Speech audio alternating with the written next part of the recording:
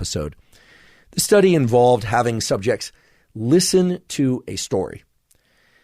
The subjects are all listening to the same story, but those subjects are not listening to it together. They're not rounded up in a circle or all in a room. They're in separate rooms or entirely separate locations on the planet, or they are actually brought into the laboratory on separate days.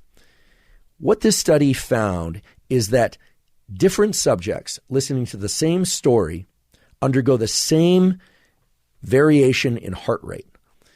In other words, the gaps between their heartbeats start to resemble one another in response to the same story. Now, this is very interesting. This is a coordination of the physiology of the body in response to a narrative, a story, in different people.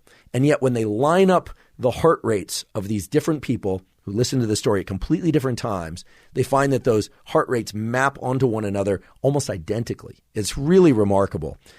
We're going to talk about what this means in terms of coordination of neural circuits in the brain and neural circuits in the body and the organs such as the heart, but also the lungs and other organs of the body, and what this means for changing one's overall state.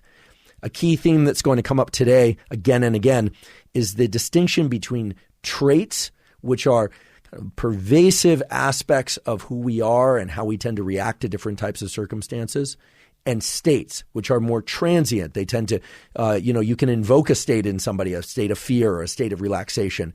But what this study really starts to point to is that there are specific approaches that any of us can take in order to really rewire our nervous system such that we are calmer if we want to be calmer in certain circumstances, that we are more responsive in certain circumstances if that's our goal. So we'll return to how one would go about doing that. But I think these results are just beautiful in the sense that they really show that our brain and our body are highly coordinated because people are listening to the story and the heart rate is changing in response to the story, but that there is a what we call a stereotypy, a sort of stereotyped response to a given story. In my mind, there was no reason why the results had to be this way. Two people listen to the same story. Why should their heart rates be almost identical to the same story? Very, very interesting, and points to the power of narrative and story in coordinating our physiology. And this is something powerful that we can leverage.